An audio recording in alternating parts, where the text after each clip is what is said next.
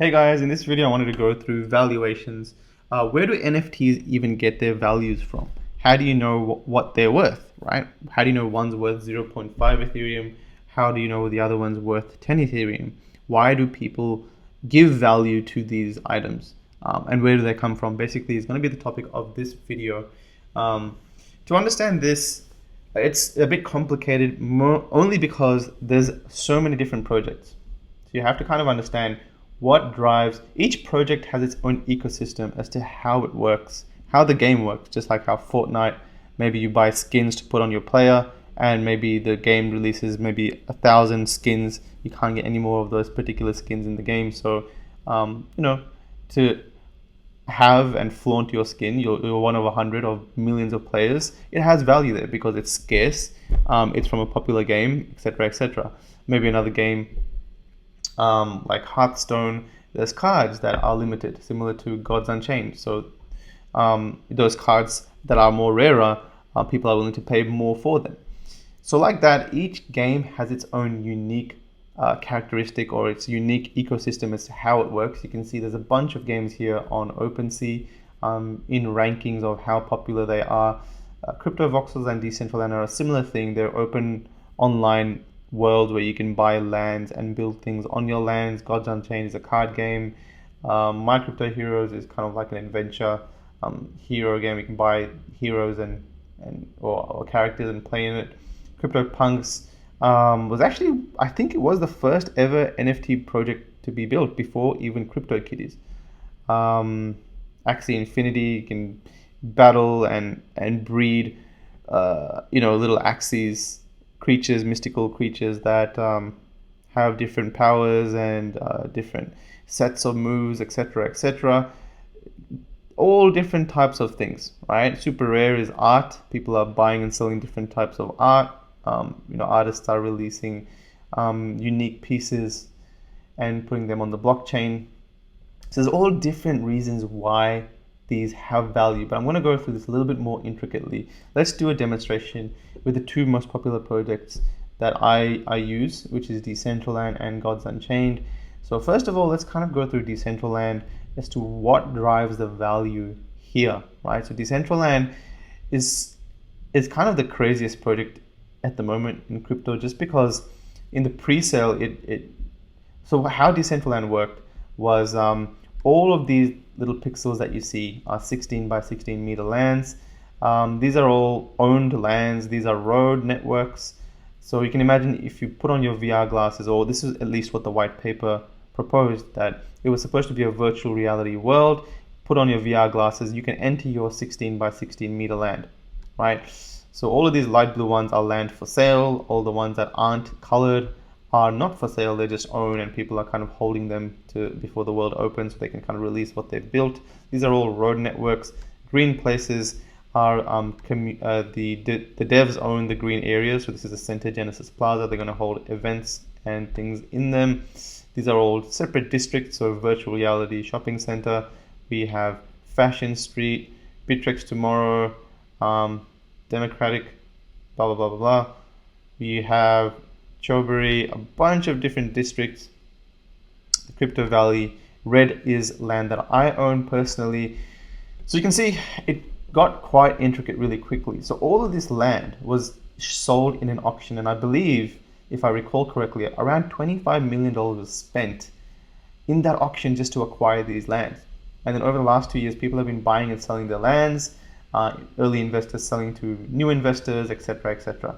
So if you go to nonfungible.com, which keeps a very good sales history of a bunch of different projects, Decentraland being one of them, you can see that people are buying certain lands based on certain locations and coordinates. Okay, the world is 150 by 150 dimensions. So there's about 90,000 pieces of individual pixels. About 45,000 of those are buyable. They're the private ones. So you can see those are the ones being sold here for different values. Some are being sold for 16,000. Some are being sold for 11,000. Some are being sold for way, way, way more. 29,700 mana. There were some larger sales recently, can't seem to find them. But Mana is a token or a cryptocurrency that we use to purchase land. This has a fiat value, so you can see they're all worth different fiat values. This one was sold for 45,000 Mana. So what actually drives this value? Well, the lands are all the same in the sense that they all are 16 by 16 meters.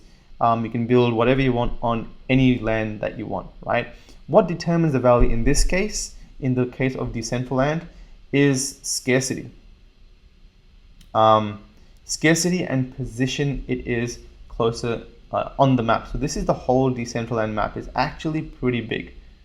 If you look around, it's actually really big. We're just at the northwest quadrant, right? This is Vegas City, pretty damn big district. Get even bigger. You have Dragon City down here, I believe, and right, it gets very complex. So where you have your land situated within this world drives its value. A lot of them, the closer to the center you are, if you're connected to double roads, if you're connected to single roads directly, that means, or at least people are speculating, that you will get more traffic connected to the single roads. So if you have a parcel of land connected to a road, just like that red one that I've just highlighted, it's connected to a double road. It is close to Center Genesis Plaza. You can see that during the auction alone, it sold for 18,000 Mana. Right, that was 2 years ago, or even more than 2 years ago. And now prices are around 10 times that. So that's about 150,000 Mana plus, just for one land. And that's mainly because it's closer to the center and connected to a double road. Now lands connected to certain popular projects like Vegas City. Okay, this one's a very popular one. So that 45,000 land that we saw, that was actually connected directly to Vegas. You can also see there's not that many lands you can buy that are connected to Vegas. Maybe about 40 all up, compared to 45,000 in the whole world that are directly connected to Vegas. So in that sense, that's what drives the value. The fact that one, during the pre-sale, there was a lot of money spent to acquire these lands, so it already had a flourishing economy. Two, the fact that the world is slowly becoming closer and closer to release, and the utility or what you can build on your land is starting to become more and more of a reality. And three, which is the most important thing, is the position it is on the map. I also think, and it definitely has been proven multiple times, that scarcity goes a long way to determine the value of an asset. There's only about, like I said, 40 lands connected to Vegas, right? There's only, like in this little pocket, this is a hot pocket. Lands here actually go for probably about 2 to 3 times the value outside of here. Lands closer to here, like within these 4 quadrants here, go for a little bit more than outside the quadrants. But I think it's a lot about scarcity, and the reason why I say that, it isn't just proven with Decentraland, it's also proven with a couple of other projects. But to definitely prove my point, we can go through these 2 lands that you would not believe how much they sold for, right? They are the corner lands. So the corner lands, there's only, you would think, 4 of them in the whole map because there's 4 corners, but there actually isn't, because the top left of this map is eclipsed by this district. So you actually don't have a corner private parcel that you can own. This one is also the same case. There's only 2 corner lands, one here in this corner and one on the bottom west. So southwest and southeast corners is where there's only 2 of these lands. So only 2 corner lands available in all of Decentraland. And during the auction, it sold for 177,000 Mana, which is ridiculous considering all of these other lands on the far outskirts, they only sold for about 1,000 Mana. So this sold for 177 times lands that are literally just, I think even these ones sold for like peanuts. Okay, maybe not.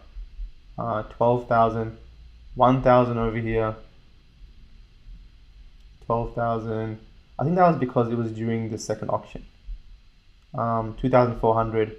But yeah, this one, 177,000, only because there's 2 of them in the whole map. Even though all of these lands are on the far outskirts, they're not connected to any single roads or anything. So the value of these, there's so many of these available, right? Lands that are not connected or close to any projects or districts. There's just so many of these like 10,000 plus probably. That's why they are the cheapest of all of them. So that's an interesting thing. That's where value is derived for Decentraland specifically, the utility and scarcity. We can also illustrate this with Gods Unchained, because Gods Unchained is a card game, like I explained earlier, where they had a massive pre-sale to collect. The pre-sale ran for about a year plus, and the goal of the pre-sale was to kind of hit their target Ethereum goal, which at that time was 33,333 Ethereum.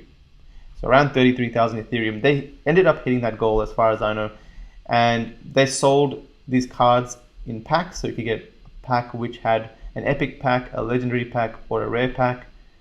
Each had 5 cards in it, 5 random cards. The epic packs had at least 1 epic card in it, etc., etc. But why I wanted to bring this up is what derives value for Gods Unchained cards. There's a few different things, and it's similar across the board for different projects. It's just applied differently. Scarcity and utility, and in some cases, some cards get memed and they kind of become like a funny thing, and they get value that way, like Expectant Chicken. We have another card called A Real Man. We also have another card called Dick Puddle Coat. You can probably imagine why that's turned into a meme. But those cards, although the utility of them isn't as good as the others, although some cards like Expectant Chicken actually is used, the value of them also gets bumped up a little bit just in these fringe instances. But for Gods Unchained, like I said before, each of these cards, if you click on them, you can see that 4,200 of these are in circulation in the common, 239 in shadow, 43 in gold, and 8 in diamond. Okay, these 3 are the shine level of the cards. This is the like a common, meteorite, which is a normal version, and you can get them in shadow, gold, or diamond. Diamond is like really, really cool. Okay, there's only 8 diamonds of this specific card in circulation, but there's only about 4,500 cards of this all up.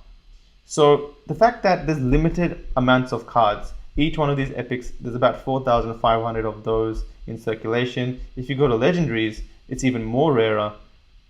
There's about 2,400, let's just say 2,500 of these in circulation, each of the legendaries that have a yellow gemstone at the edge of them. If you go to like common ones, you have heaps of these in circulation, right? You got 33,000 of these in circulation. So if you go to Gods Unchained, the marketplace, so Token Trove is one of the most, the biggest marketplaces, and you filtered this to the epic, legendary being the most rare, the next is epic. So if we just compare epic and legendary, pretty much have a 2x ratio or a 1-to-2 ratio in scarcity, right? For every 1 legendary card, there's 2 epic cards. There's around 4,500 of each epic card out there in existence. There's about 2,500 of each legendary card in existence. So we can kind of just say that there's a 1-to-2 ratio there. How does this play out on the marketplace in terms of valuations? If you click on epic, you can see that these are worth, apart from this one, which is a really popular card, most of the cards are about 0.13, 0.1. These are the ones that are more popular, used within the game. People are finding more utility for them. They kind of drop down to 0.05, 0.02, I think, all the way down to the other ones. If you go to legendary, like I said, these are about half as much rare. So the value should be double, right? Pretty much the same thing, 0.6, 0.3. You can see they go down to 0.2. Again, epics were about 0.1 at this stage, right? So there's around a 2x multiple there, pretty much exactly the ratio of how scarce they are relative to each other. And like I said, there's scarcity is one thing, utility is another thing. So in Decentraland, the closer you are to the land, you're expecting to get more traffic. The more amongst different districts you are, in the middle of districts, you're expecting to get more traffic, right? So they're more valuable. For example, lands over here would be more valuable than lands on the outskirts, just because it seems logical to assume that these districts are going to have an audience, and therefore your land will have an audience. So the utility also went a long way in determining the price value there. So the same case, with these, if you go to gudex.com/meta/card rankings, you can kind of see each card and how much percentage of them are used in decks. You can also see how many matches are being played of each card. Demogorgon is just killing it. There's been 1,100 matches that have played with that specific card, which is a lot more than the others. It's like 3 to 4 times the others, right? That's why the value of the card is a lot more than its counterpart. It's about 3 to 4 times it's the other card. So the utility of the card also goes a long way. Like, how often is it being used in game? And at the end of the day, it's the market that determines the price of the card. Like, for example, if a buyer comes in and he suddenly buys, say, 50 of these, right? He buys 50 of these cards. That means he's going to bump the price up from 0.13 to, there's 5 each card, to 0.2 Ethereum if he comes in and buys 50 of these cards. So suddenly there's a perceived market value that this card is worth 0.2 Ethereum. And if that continues and people continue to pay that price, maybe it'll drop a little bit, but at the end of the day, if you want this card in your deck, you've just got to pay and buy it. That's what you're going to see. You can see that's pretty much what's happened over the course of the last month and a half. People have continued to buy it. It's gotten more and more rare, and the value of the card has increased tremendously. And you can see here the number of items of this card for sale. The higher up you go, usually the more scarcer the card is. So we have these in the 50 to 70 range. If you go all the way down here, you might see a larger range. So you see 90, 80, 98, 115, 105. They're not as scarce as the ones at the top. But again, if someone literally comes in, buys about 50 of these cards, what price are we going to see? We're going to see 0.05, right? So it's going to, I think that almost doubles the value, 0.03 to 0.06-ish. So again, these are just a couple of examples on how certain factors give you a valuation for these assets. You also have different examples of, for example, in CSC, which is Crypto Space Commander. It's a game where you can buy a spaceship and traverse the space world, the space. And I think you can mine resources and kind of kill each other and verse each other. It's like an open world. It's pretty cool. But in this specific case, Star Trek had a partnership with them, came in, and they allowed some ships that modeled some of their famous ships to be sold. And you can see how much each ship sold for. These were the first ships of that specific type to be sold. You can see this sold for 170 Ethereum, $30,000 US. This one sold for 84 Ethereum. This one sold for $15,000, $5,000. So what gave this value is the fact that it was the first of its type popular game. Star Trek was a popular brand for this particular series of spaceships. So again, to understand each game, it's a lot more than just reading a few Reddit threads. You have to really understand what the hell is going on at a certain time. The scarcity values, how rare the item is, how often it's being used, etc., etc. How crazy the market is. Are people continuously buying these up? If you go to Token Trove and you see these cards, you click on any one of them, you can see that people are regularly buying these, right? Maybe not this one as much, but if you go to the ones near the top, let's just see Amplification Machine. There's been frequent buys. So just in Jan 9th, we've seen so far about 5 or 6 sales.